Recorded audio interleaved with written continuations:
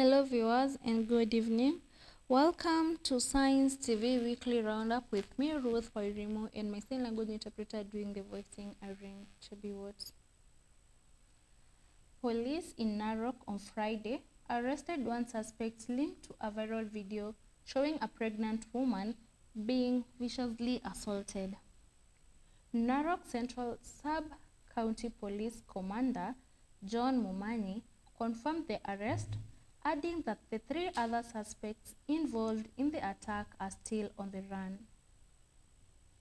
The incident took place in Nkareta, Narok North,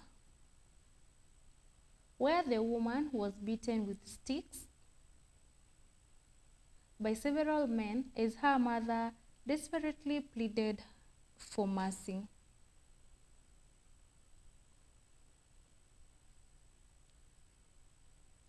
Authorities said the victim has since been rescued, is undergoing medical treatment, and has been placed in a safe location.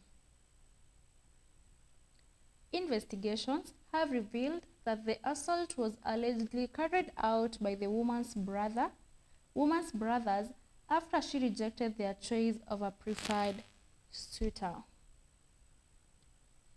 The Law Society of Kenya has strongly condemned the act, warning that cultural justifications cannot excuse violence and urging swift justice for the victim.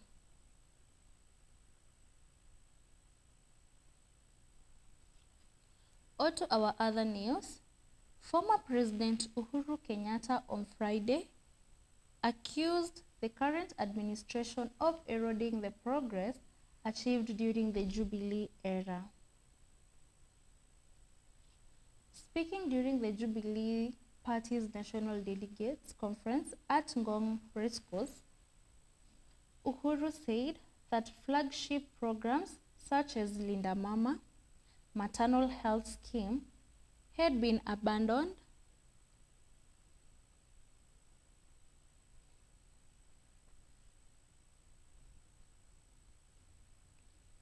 and replaced by what he termed untried and untested experiments. He argued that the shift from established programs, including the National Hospital Insurance Fund, to new policies under the Social Health Authority has left Kenyans vulnerable. According to him, while the government experiments new systems, citizens are suffering and the country's development is being set back. Uhuru further noted that his administration had warned of possible risks before the last elections, but these concerns were ignored. He said the consequences are now visible with the reversal of social and economic gains that once cushioned ordinary Kenyans.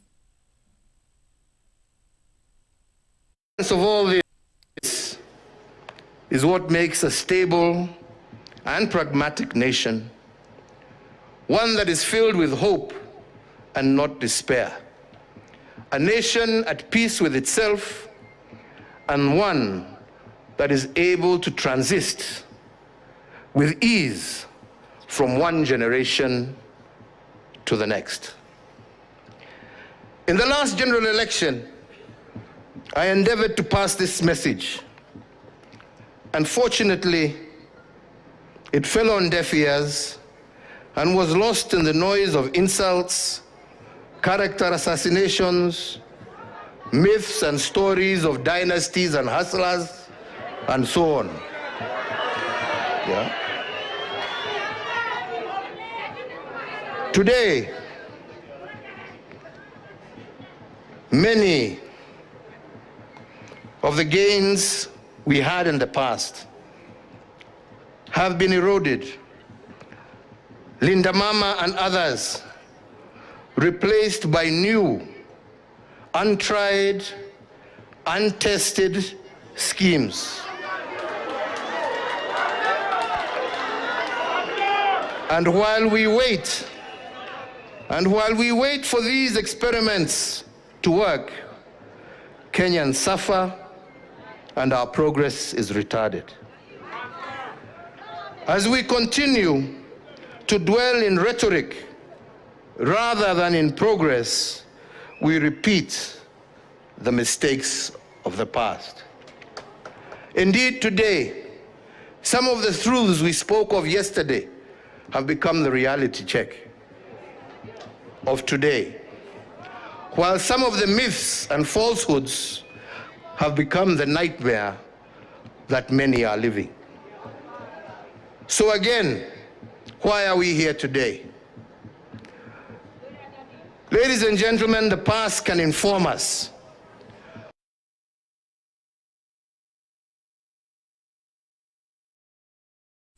Moving on, the Independent Policing Oversight Authority, IPOA, has launched a probe into the death of a suspect who died while in custody at Mombasa's Central Police Station.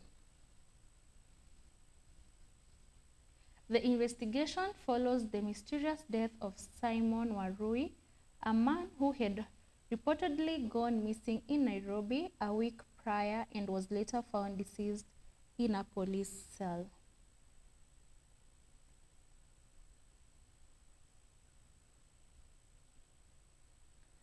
A post-mortem examination conducted as part of the IPOA investigation revealed that Warui died from a broken neck, which led to breathing complications.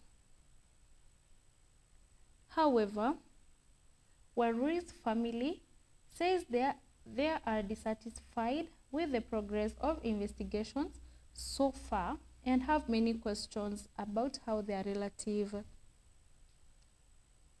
died.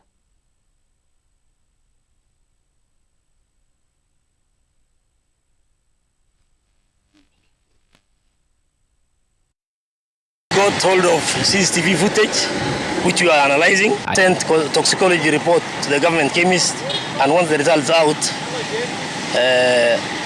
our investigation will be complete. And if there is any officer found culpable from them, then people will take it. At the tail end of the investigations, we have taken the statements of those who have interest, the investigators.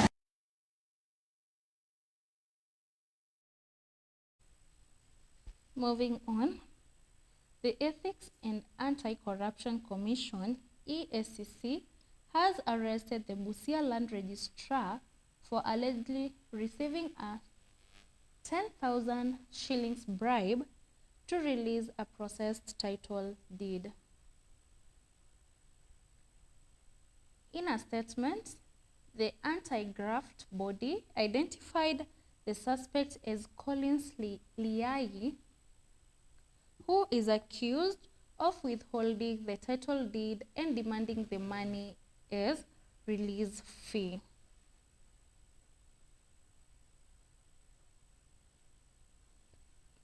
The arrest was made during an EFCC operation launched after the commission received numerous complaints from Busia residents.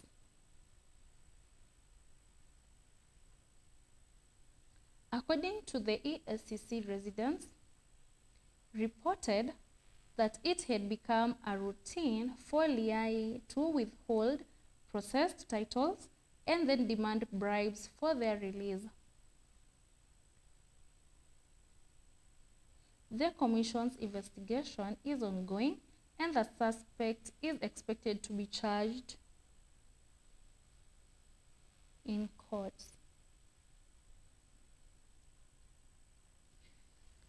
Moving on, residents of Migori town have been urged to work closely with law enforcement by voluntarily reporting insecurity incidents to prevent crime from escalating.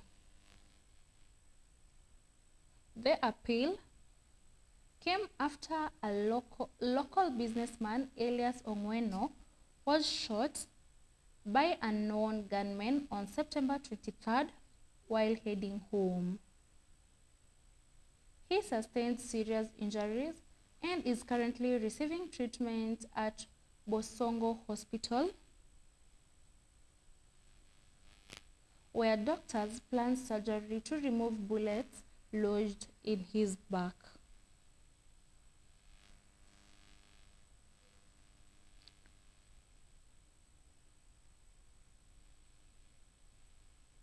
Suna East OCPD Samuel Boit confirmed that detectives from the Directorate of Criminal Investigations DCI have launched a probe to track down the attackers.